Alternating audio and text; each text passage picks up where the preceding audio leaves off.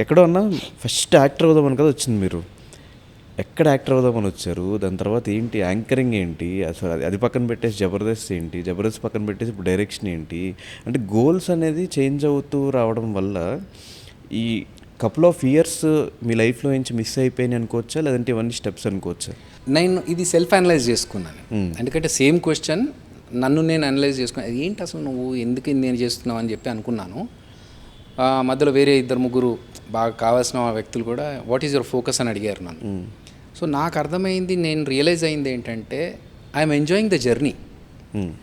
ఇప్పుడు ఒక యాంకర్గా నేను టీవీలో స్టార్ట్ చేశాను ధనుష్. యాంకర్గా ఉంటే టాప్ యాంకర్ ఆఫ్ తెలుగు అనే పేరుకి వచ్చి ఆగిపోతాను అక్కడే.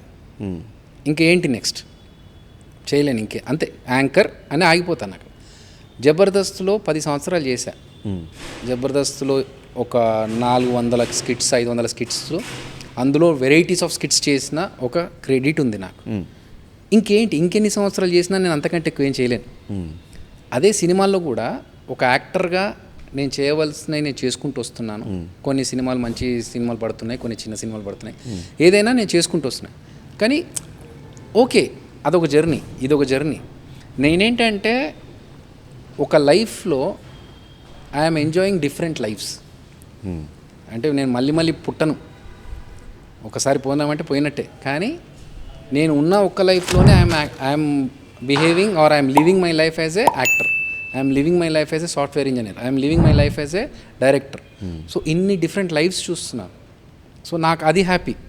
నాకు గోల్ ఇది అని కాదు. నా గోల్ ఏంటి, టాప్ యాంకరో టాప్ హీరోనో టాప్ డైరెక్టరో కావాలని కాదు. I want to be director, I want to be an actor. నేను రీచ్ అయితే చాలు. సో ఇప్పుడు డైరెక్టర్ అయిపోయాను, దీని తర్వాత ఏంటన్నా నాకు తెలియదు. But I'm enjoying this journey. Okay, ఇందులో ఎలాంటి పర్సన్స్ని కలుస్తాము, ఈ లైఫ్ ఎలా ఉంటుంది, ఒక డైరెక్టర్ లైఫ్ ఎలా ఉంటుంది, ఒక సాఫ్ట్వేర్ ఇంజనీర్ లైఫ్ ఎలా ఉంటుంది, ఒక టీవీ ఆర్టిస్ట్ లైఫ్ ఎలా ఉంటుంది, ఒక సినిమా ఆర్టిస్ట్ లైఫ్ ఎలా ఉంటుంది, ఇవి నేను ఎంజాయ్ చేస్తున్నాను. కానీ ఇది కూడా శాశ్వతం కాదైతే. I don't know. అంటే నేను ప్రస్తుతానికైతే ఇప్పుడు నేను ఎంజాయ్ చేస్తున్న జర్నీ డైరెక్టర్ జర్నీ. యాక్టింగ్ జరుగుతుంది, డైరెక్షన్ జరుగుతుంది. ఇదైతే బాగుంది, ఇప్పుడు జరుగుతుంది. రేపు ఇంకేదైనా చేయాలనిపిస్తే ఇంకేదైనా చేస్తానేమో. కానీ ఏదన్నా సినిమా ఇండస్ట్రీ ఉంది. అంటే బయటకైతే వెళ్ళి వేరేది ఇంకోటి ఆల్ టుగెదర్ రాకెట్ సైన్స్ లేకపోతే సైంటిస్ట్ అవ్వలేం. కాబట్టి ఉన్న దాంట్లోనే సినిమాల్లో రిలేటెడ్ డైరెక్షన్ చేశాం కదా, ఇంకేదన్నా అనిపించి వేరే లాంగ్వేజ్ చేస్తామా, లేకపోతే ఇంకో పెద్ద మూవీస్కి వెళ్ళి మన వర్క్ చేస్తామా, ఐ డోంట్ నో. బట్ అంటే ఇక్కడ నాకు ఇంకో డౌట్ వచ్చింది. స్టార్టింగ్ టీవీ యాంకర్ బ్రో, ముందు actor? First actor. First Prabhas గారితో ఈశ్వర్ సినిమాలు అవన్నీ చేశారు. దాని తర్వాత ఆఫర్స్ రాకనో మరి ఏంటో టీవీ యాంకర్గా వచ్చారు. టీవీ నుంచి జబర్దస్త్ అనే షోకి మంచి షో స్టార్ట్ అవుతుంది, అక్కడ పిలుస్తున్నారని చెప్పి అటు వెళ్ళారు.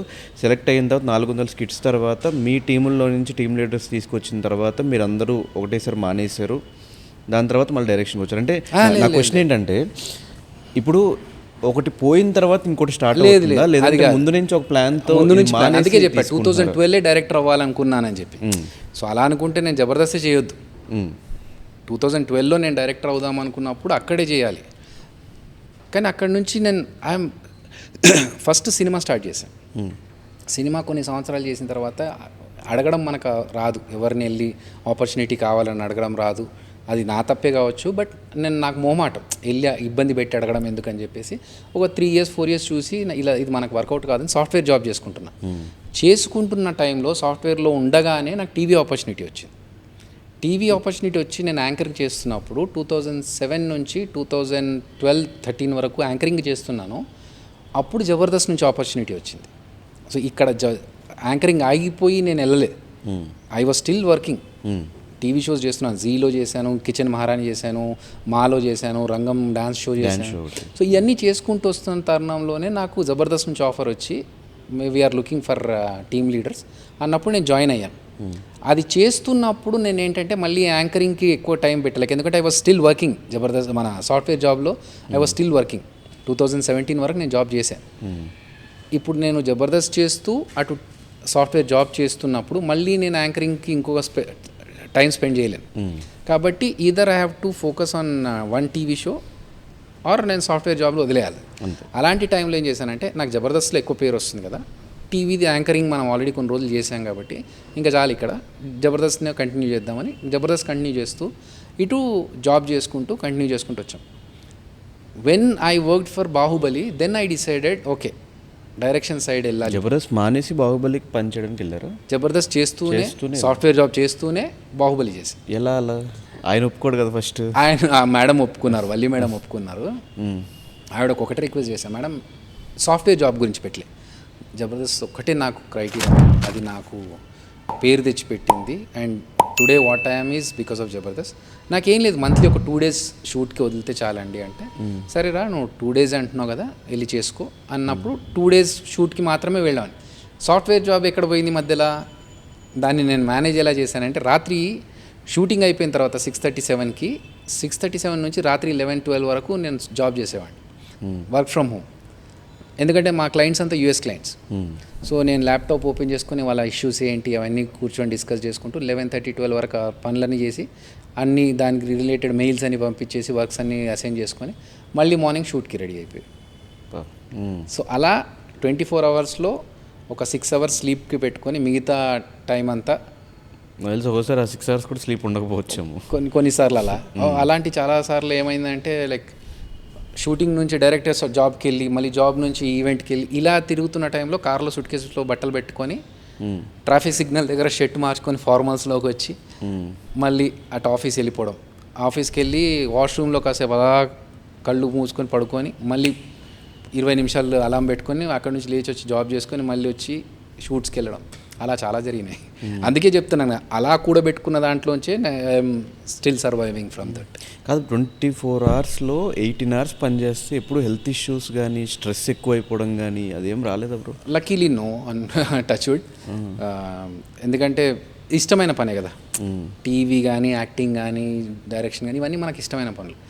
ఎప్పుడైతే సాఫ్ట్వేర్లో నాకు డెలివరబుల్స్ గురించి కానీ స్టేటస్ గురించి కానీ ఎప్పుడైతే if you are not meeting the deadlines అన్నప్పుడు అప్పుడు ప్రెషర్ ఎక్కువైంది. ఎందుకంటే అది ఇది చెయ్యాలి, ఏదో చెయ్యాలి అన్నట్టు చేస్తున్నాం కానీ ఇదేమో ఇష్టంగా చేస్తున్నాం కదా. ఇదేంటంటే రాత్రి పగలు కూర్చొని చేస్తాను. ఇప్పుడు మొన్న చెప్పినట్టు మ్యూజిక్ కూర్చోం రాత్రి 12 నుంచి మార్నింగ్ వరకు కూర్చున్నాం. అలా ఇష్టమైన పని కోసం ఎంత టైం స్పెండ్ చేయాలన్నా చేస్తాం. కాబట్టి ఎప్పుడు అలాంటి స్ట్రెస్ పడలేదు. దాన్ని జనరల్గా ఒక మనిషికి ఒక పని చేయాలంటేనే స్ట్రెస్, ఇది 10 to 6 జాబ్ చేయాలంటేనే. అది కూడా 30 సాఫ్ట్వేర్ వాళ్ళు అయితే ఇప్పటికి జుట్టులు పీక్కుంటారు, చేయలేకపోతున్నాం జాబ్, మీ పని బాగుందని మమ్మల్ని అంటూ ఉంటారు. ఇది అది రెండు మేనేజ్ చేసే ఉంటే గ్రేట్ బ్రో. అంటే ఒకటే బ్రో, ఉన్నది ఒక లైఫ్, ఉన్న దాంట్లో బ్రతికేయాలి. ఈ లైఫ్ ఉన్న చిన్న లైఫ్ అంటే మనం రేపు లేస్తాము ఎల్లుండి అది టార్గెట్లు పెట్టుకుంటాం కానీ ఉన్న లైఫ్ని ఉన్న దాంట్లో ఎలా వీ హ్యావ్ టు లీవ్ అనేది we have to find out, otherwise problem. Abhi అన్నకి ఫ్రెండ్స్ ఎక్కువ ఉండరు. అభి అన్న ఏ పార్టీలో కనిపించడు, ఏ పార్టీలకు వెళ్ళడు, తాగడు, సిగరెట్ తాగడు, బ్యాడ్ హ్యాబిట్స్ ఏం లేవు. ఈ ఫీల్డ్లో చాలా త్వరగా అలవాటు అయ్యాయి మందు, సిగరెట్. ఇవి అలవాటు అవ్వకపోవడానికి రీజన్ ఏంటి? ఫ్రెండ్స్ ఎవరిని ఎక్కువ చేసుకోకపోవడానికి రీజన్ ఏంటి? నాకు రెండు ఇంటర్లింక్డ్, ఫ్రెండ్స్ డ్రింక్స్ రెండు ఇంటర్లింక్. మంచి ఫ్రెండ్స్ ఉన్నారు కూర్చొని తాగేవాళ్ళు అంటే వాళ్ళతో పాటు అలవాటు అవ్వాలి. సో నేను ఏంటంటే నాకున్న ఇవే వర్క్స్ మనకు ఇప్పుడు 24 hours 18 hours మనకు పనే ఉంది, మిగిలిన 6 గంటలు పడుకుంటున్నాం, ఒక్కొక్కసారి 5 గంటలే ఉంటుంది. సో ఉన్న 18 గంటల్లో ఫ్రెండ్స్తో కూర్చొని మందు తాగేంత టైం లేదు, నాకు ఇంట్రెస్ట్ లేదు. ఫస్ట్ ఆఫ్ ఆల్ మా నాన్నగారికి అలవాటు లేదు, ఎప్పుడు అటు సైడ్ ధ్యాస కూడా పోలేదు మనకు. సో సిగరెట్ కావచ్చు, కొన్నిసార్లు షూటింగ్లో తాగాలి సిగరెట్ కంపల్సరీ అంటే లేదు సార్ నేను చేయలేను. ఎందుకంటే if it is very much required, నాకు క్యారెక్టర్లో అదొక ఇది ఉంది అంటే డెఫినెట్గా నేను చేస్తాను. ఏదో సరదాగా 4 ఫ్రెండ్స్ ఉన్నారు, ఒక చేతిలో సిగరెట్ ఉంది నువ్వు తాగాలి అంటే అది వర్కౌట్ కాదు సార్ నేను చేయను అని చెప్పిన సందర్భాలు కూడా ఉన్నాయి. ఒక ప్రాపర్ సినిమా ఆడికి అది కంపల్సరీ కావాలి అంటే చేద్దాం అని చెప్పి అలా కొన్నిసార్లు స్కిప్ చేసిన విషయాలు కూడా ఉన్నాయి. కాకపోతే ఏంటంటే నాకు ఫస్ట్ ఆఫ్ ఆల్ నాకు ఇంట్రెస్ట్ లేదు తాగాలి సిగరెట్ కానీ డ్రింక్స్ కానీ. ఉన్నారు ఫ్రెండ్స్ కౌంట్ చేయగలుగుతాను, అంటే లైక్ నాకు సడన్గా ఏదైనా ప్రాబ్లం ఉందంటే ఫోన్ చేసే ఫ్రెండ్స్ ఉన్నారు, సంపత్ కావచ్చు, రిషాన్ కావచ్చు, వీళ్ళందరూ ఉన్నారు. కానీ అంతవరకే, ఏదైనా ఫోన్ చేసి ఫంక్షన్స్లో కలుసుకోవడమా ఎప్పుడో ఒకసారి కలుసుకోవడం తప్ప పదరా సరదాగా వెళ్ళి పబ్లో కూర్చుందాము లేకపోతే పార్టీ చేసుకుందాము, I think it's waste of time. ఎప్పుడో ఒకసారి ఎవరిదో ఒక బాగా కావాల్సిన పర్సన్ ఏదైనా ఫంక్షన్ ఉంటే వెళ్ళి 1 గంట మాట్లాడేసి రావడం ఓకే, కానీ అదే పనిగా పార్టీలు పబ్బులు అని తిరగడం అనేది సరిపోదు మనకు. అంటే ఫ్రెండ్స్ ఉన్నారు, ఇండస్ట్రీ ఫ్రెండ్స్ లేరు ఎందుకు? ఇండస్ట్రీ ఫ్రెండ్స్ లేరు బ్రో. ఏమో అంటే నేను ఎక్కువగా కలిసిపోను, నా పని నేను చేసుకుని వెళ్ళిపోతా. ఈవెన్ స్టేజ్ షోస్ చేసినప్పుడు కూడా నా పర్ఫార్మెన్స్ అయిపోగానే ఒక 15-20 నిమిషాలు ఉండి ఓకే అండి అని చెప్పేసి వెళ్ళిపోతా ఆర్గనైజర్కి. చాలామంది లాస్ట్ వరకు వెయిట్ చేస్తారు. ఈవెన్ జబర్దస్త్లో కూడా షూటింగ్ అయిపోగానే మా ఫ్రెండ్స్ అందరూ కలిసి కూర్చొని కాస్త మాట్లాడుకునేవాళ్ళు. మనకేంటంటే ఇంటికి వెళ్ళి ఆఫీస్ ల్యాప్టాప్ ఓపెన్ చేసి పని చేసుకోవాలి. సో అక్కడి నుంచి నేను వెళ్ళిపోయేవాడిని ఇమీడియట్గా. That was this thing with Baahubali also. Shooting అయిపోగానే కాస్త సరదాగా కూర్చొని మాట్లాడుకోవచ్చు, కానీ అవన్నీ కాదు. మేము వెళ్ళి మళ్ళీ జాబ్ చేసుకుని ఆఫీస్ పని చేసుకుంటూ అప్పుడు ఎప్పుడన్నా మన ప్రభాస్ అన్న వాళ్ళు వాలీబాల్ ఆడడానికి పిలుస్తుండే, టిక్ టిక్ టిక్ టిక్ కొట్టేసి D&D పెట్టేసుకొని అటు వెళ్ళి ఒక మ్యాచ్ ఆడి మళ్ళీ వచ్చి మన పని. So limited. కానీ ఎప్పుడన్నా అట్లా అంటే పార్టీస్లో ఎక్కువ ఫ్రెండ్షిప్ నెట్వర్కింగ్ అవుతుంది, సర్కిల్ పెరుగుతుంది. ప్లస్ ఏదన్నా ఆఫర్స్ ఉన్నా కూడా అరే పలానా వాడు ఉన్నాడని గుర్తుపెట్టుకుని చెప్పే ఛాన్సెస్ ఉంటాయి కదా, అది ఎప్పుడు ఆలోచించలేదు? అది మనం తాగకపోయినా కూడా వెళ్ళి పార్టీస్. లేదు కరెక్ట్, అది 100% కరెక్ట్. మాకు ఆఫీస్లో కూడా సాఫ్ట్వేర్ ఆఫీస్లో కూడా నేర్పించేది ఏంటంటే networking. You have to meet the people, networking చేసుకోవాలి. Even in the lift you have to meet and explain అన్నది చాలాసార్లు అంటారు, కానీ మన నేచర్ అది కాదు. వెళ్ళి అంటే కొన్ని ఫేక్ ఇవైపోతాయి అక్కడ, ఏదో వెళ్ళి వాళ్ళతో అది ఇది వాడు చెప్పే అవసరం లేని విషయాలకు అన్నిటికీ రియాక్ట్ అయ్యి నవ్వుకుంటూ ఇవన్నీ మనం చేయలేము. ఫేస్లో తెలిసిపోతుంది వీడు ఎంజాయ్ చేయట్లేదు అనేది, ఎందుకు అక్కడ అనవసరంగా అని చెప్పి వెళ్ళి కలుస్తాను, మాట్లాడతాను, కాసేపు ఉండి వచ్చేస్తాను అంతే. ఎక్కువసేపు స్పెండ్ చేయలేను. I'm not comfortable first of all. నేను కూర్చొని అది అసలు ఎంత పెద్ద పార్టీ అని నేను ఎంజాయ్ చేయలేను. కాసేపు ఉంటే ఓకే, లేదంటే వెళ్ళిపోదాం అనిపిస్తుంది. మొన్న లాస్ట్గా ఒకసారి చూసారు కదా, లాస్ట్ ఏదో వచ్చాము విష్ చేసి వెళ్ళిపోదామన్న అంతే. సో అన్న, ఇప్పుడు ఈ సినిమా అంటే మనం తీయాలనుకున్నప్పుడు రాస్తున్నప్పుడు ఒకలా రాస్తాము, అవుట్పుట్ చూసిన తర్వాత ఈవెన్ యాజ్ ఏ ఆడియన్గా మీకు కూడా ఒక థాట్ వస్తుంది కదా. మీకు మీ చిరంజీవి సినిమా చూసిన తర్వాత ఫైనల్ అవుట్పుట్ మొత్తం మీరు స్క్రీనింగ్ వేసుకుని చూసిన తర్వాత what was your first reaction? బాగుంది అనిపించిందా, అద్దరిపోయింది అనిపించిందా? చాలా బాగుంది అనిపించింది. ఒక ఆడియన్గా, నాట్ మీరు తీసిన కాకుండా నార్మల్గా నేను బాగా క్రిటిసైజ్ చేసుకుంటాను.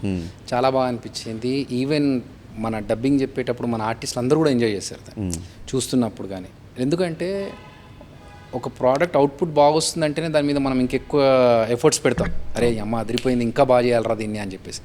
సో మాకు ఇప్పటివరకు ఉన్న మేము చూసుకున్న రివ్యూ, ఆహా వాళ్ళు కూడా మీరు చూస్తే ప్రమోషన్స్ చాలా గట్టిగా చేస్తున్నారు ఈ సినిమా గురించి. ఎందుకంటే they are also very confident. వాళ్ళకి చిరంజీవి ఎప్పుడైతే అవుట్పుట్ వచ్చి ఫైనల్గా రెడీ, వాళ్ళు చూసారు, వాళ్ళంతా చూసారో, they strongly believe that this is going to be a good one. మనకు ఆహా ప్లాట్ఫామ్లో ఇది ఒక మంచి ప్రాజెక్ట్ అవుతుంది. సో దీని మీద మంచి ప్రమోషన్స్ కరెక్ట్ చేసుకోవాలి మనం అని చెప్పేసి వాళ్ళు కూడా వాళ్ళ సైడ్ నుంచి ప్లాన్స్ జరుగుతూ ఉన్నాయి. So we are very confident about the project. డెఫినెట్గా బాగుంటుంది and audience will enjoy it. నేను ఎందుకు ఎగ్జాజరేట్ చేసి చెప్పట్లేదు, ఎక్స్ట్రాడినరీ సూపర్ అద్రిపోద్ది 100 కోట్లు ఇట్లాంటి ఎందుకు చెప్పట్లేదు అంటే అది ఆడియన్స్ నుంచి రావాలి. As a director I have given a good product. చూసిన వాళ్ళకు కూడా అరే వీడు మంచి పాయింట్ చెప్పాడు రా సినిమాలో అనేది డెఫినెట్గా ఉంటుంది. అంటే ఎందుకు ఆహా అంటే రాష్ట్రం సినిమాలు మ్యాక్సిమం ఆహాని తీసుకుంటుంది, ఎందుకు రీజన్ ఏంటి? అది నాకు లేదు, కానీ ఈటీవీ విన్లో కూడా వచ్చాయి కొన్ని movies. Most of the films ఆయన చేసిన సినిమాల్లో ఉయ్యాల జంపాల దగ్గర నుంచి మేబీ అంటే కొంతమంది హీరోస్కి ఉన్న మార్కెట్ వాల్యూని బట్టి అలా తీసుకుంటారేమో కొన్ని ఓటీటీస్. లైక్ ఎందుకంటే ఎలా ఉంటుందంటే వాళ్ళ ప్లాట్ఫామ్లో ఒక పర్టికులర్ హీరోకి మంచి సబ్స్క్రైబర్స్ ఉన్నారు, అతని సినిమా పెట్టినప్పుడు చూస్తున్నారు ఎక్కువ మంది అంటే మేబీ వాళ్ళు అలా తీసుకుంటారేమో. నేను అంత పర్టికులర్గా ఏం గమనించలేదు వేరే యాక్టర్స్కి, బట్ ఉండొచ్చు అలాంటిది క్యాల్కులేషన్స్ ఉండొచ్చు. రాష్ట్రం మంచి ఎనర్జీ ఉంటుంది, బట్ ఎక్కడో నాకు ఈ ట్రైలర్ చూసినప్పుడు కూడా ఉయ్యాల జంపాల ఫేవర్ అండ్ తర్వాత రావు రమేష్ గారితో ఒక సినిమా ఉంటుంది బ్రో, మనోడు సినిమా చూపిస్తాం, చాలా ఇష్టం నాకు ఆ సినిమా ఈ ఫ్లేవర్ కనిపించింది, ఆ బాడీ కానీ ఆ గెటప్ కానీ ఇదంతా. We wanted it. ఓకే, ఎందుకంటే నేను చెప్పాను కదా ఎనర్జీ ఉండాలి సినిమాలో, పర్ఫార్మెన్స్కి ఎనర్జీ కావాలి. ఆ ఎనర్జీ మనకున్న యంగ్స్టర్స్లో ఎవరు అంటే రాస్తారు డెఫినెట్లీ. సో ఫస్ట్ డే చెప్పా కదా ఆయన ఫుల్ ఫీవర్తో వచ్చారు, హీ వాజ్ లిటరలీ షివరింగ్. కాలిపోతుంది. అంత దాంట్లో ఉన్నప్పుడు కొంచెం అంటే భయ్యా సినిమా చూపించాలి మామా అంటే ఓకే అని చెప్పేసి మనోడు ఇప్పుడు కనిపించాడు అసలు రాస్తారు, ఇది మనకు కావాలి అని మేము ఫస్ట్ నుంచి అనుకుంటూనే ఉన్నాం. మనకు కావాల్సింది పురుషోత్తముడు, తిరగబడ్ర స్వామి భలే ఉన్నాడు, ఈ రాస్తారు వద్దు, పాత రాస్తరం కావాలి, ఫుల్ ఎనర్జీ కావాలి. ఎందుకంటే ఆ క్యారెక్టర్లో వాడు అట్లా నడుచుకుంటూ వస్తున్నాడంటే ఆ వాకింగ్కే, ఆ బీజిఎంకి వచ్చినాడు యాక్చువల్లీ ఆ మ్యూజిక్ కూడా బాగుంది, వచ్చినాడు చిరంజీవి, ఆ మ్యూజిక్కి ఈ నడుచుకుంటూ వస్తున్న దానికి ఆడియన్స్కి కూడా అమ్మ మనోడు కొట్టాడరా అనేలాగా అనిపించాలి. సో ఆ ఎనర్జీ కంప్లీట్ కావాలి అని చెప్పేసి we wanted to have that same energy. ఏదో అప్కమింగ్ డైరెక్టర్ తీస్తున్న సినిమా ఇట్లా ఏమో అనిపించలేదు నాకు. ఈ ట్రైలర్ చూసినప్పుడు ఎగ్జాక్ట్గా చెప్పాలంటే నాకు ఈ భలే భలే మగాడివై ఆ ట్రైలర్ లా అనిపించింది.